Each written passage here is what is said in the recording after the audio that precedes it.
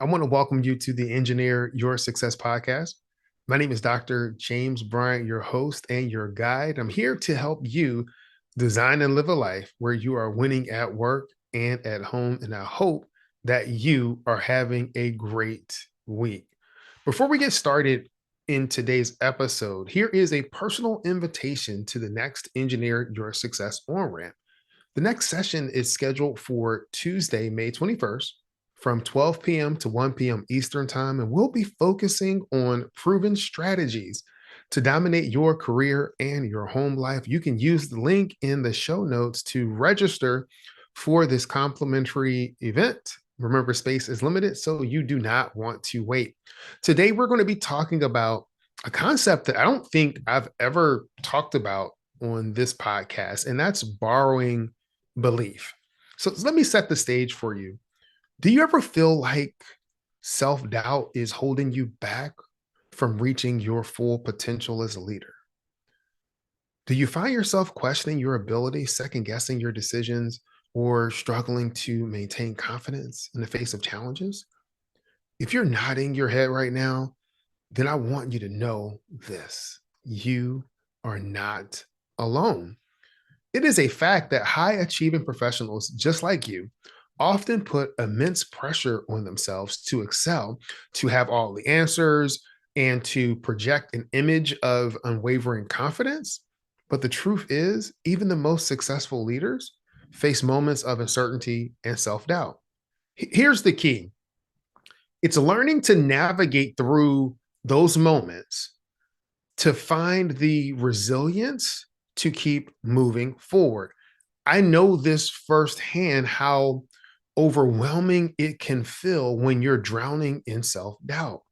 You might be thinking, I don't have what it takes to overcome this challenge, or I've tried to stay positive, but it's just not working. Maybe you're even feeling stuck right now, unsure of how to move forward, or you're questioning whether you're even cut out for this leadership role. These thoughts, these feelings, they can take a toll on your motivation, on your decision-making capacity, and even your ability to communicate your vision effectively.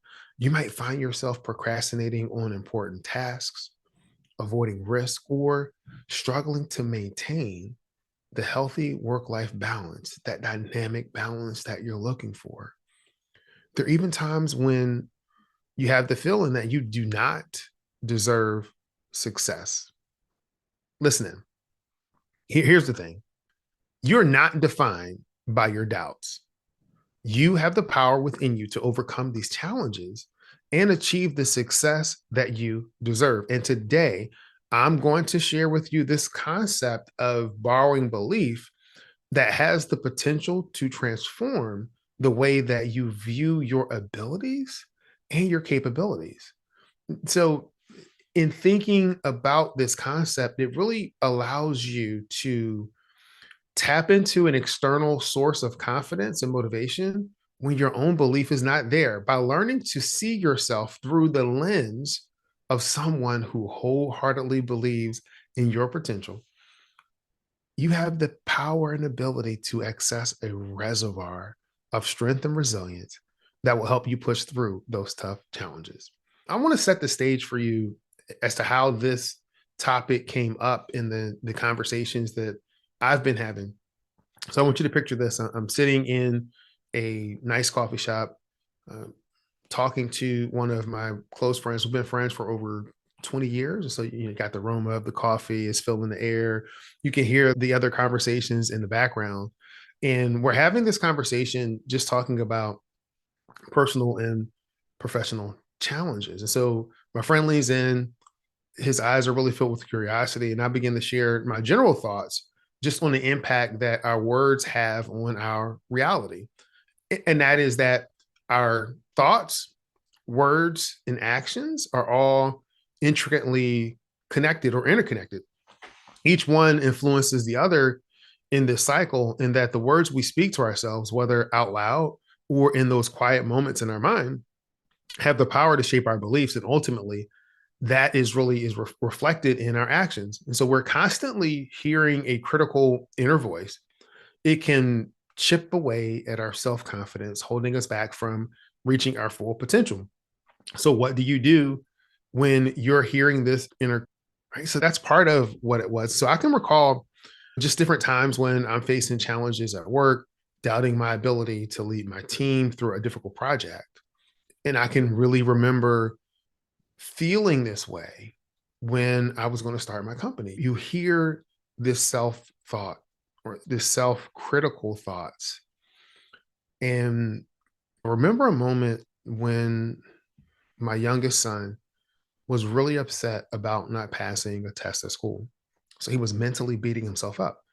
It broke my heart to see him struggling, not just with the grades, but with how he was treating himself. I asked him what was wrong, and he told me that he did not do well on the test and that he was stupid, he was dumb, and that he could never pass.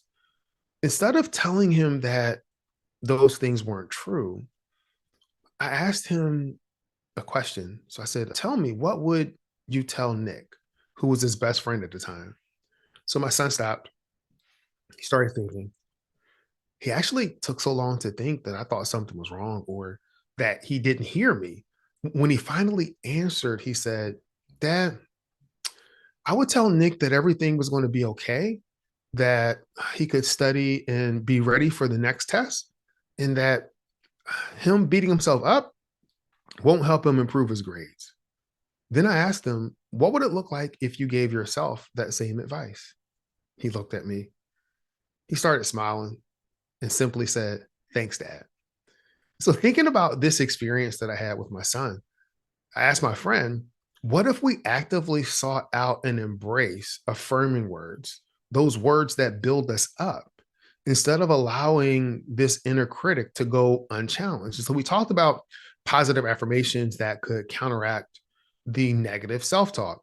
And if you haven't heard or aren't familiar with positive affirmations, I'm going to give a brief overview of that and then connect that to the story about the borrowing the belief. But positive affirmations are statements or phrases that individuals repeat to themselves to promote positive thinking. It helps them boost their self confidence and it challenges that negative self talk. So these affirmations are designed to reshape thought patterns and beliefs by focusing on strengths, abilities, and desired outcomes. Some of the key characteristics of positive affirmations include: one, their present tense. So affirmations are typically phrased in the present tense as if the desired state or outcome is already true. This helps the mind to internalize the message more effectively. Point number two is that it's positive language. So affirmations focus on what the individual wants to achieve or embody rather than what they want to avoid or eliminate. So this positive framing helps to create a more optimistic and motivated mindset. Number three is those affirmations are personal and specific. Effective affirmations are tailored to the individual's unique goals, values, and challenges. They often incorporate the quote unquote I statements to emphasize personal ownership and commitment. Number four is that those positive affirmations are concise and memorable. Affirmations are usually short, clear, and easy to remember, making them more likely to be repeated and integrated into your daily life. So here are some examples of positive affirmations. I am capable of overcoming any challenge that comes my way. I trust in my abilities and make wise decisions. I am deserving of love, respect, and success. I choose to focus on the positive aspects of my life and cultivate gratitude. So, the purpose of positive affirmations is to counteract that negative self talk we were mentioning earlier, as well as the limiting beliefs that often hold people back from reaching their full potential. When you consistently repeat these empowering statements, you can gradually reshape your thought patterns. You can boost your self esteem and develop a more resilient and growth oriented mindset. It's important to note that while positive affirmations can be a powerful tool for personal growth, they're most effective when they are combined with consistent action and a willingness to confront and overcome challenges. Your thoughts, words, and actions have to be aligned. Affirmations should serve as a support system for personal development. Affirmations are not and should not be used as a substitute for actively pursuing your goals. So, with that thought in mind, my friend and I, we were having this conversation. And so we talked about that, and he furrowed his face. He was showing some real concern. And he says, I understand this in theory, and it makes a lot of sense. But what happens when you intellectually agree with something, but that you struggle to believe them on the inside? You struggle to believe that emotionally or on a deeper inner level. And so he went on to express his lack of belief when it comes to believing in himself. And so I leaned forward and I told my friend of 20 plus years this, and I looked him in the eyes and I said, listen, I want you to borrow the belief that I have in you. I explained that when we're dealing with self doubt, it can be incredibly empowering to view ourselves through the lens of someone who wholeheartedly believes in our potential. By temporarily adopting their perspective, we can access a source of motivation and confidence that may otherwise feel absolutely out of reach. When we're struggling to believe in ourselves, we can lean on the unwavering faith that others have in us. We can borrow their belief, using it as a catalyst to propel us forward, even in the face of our own doubts.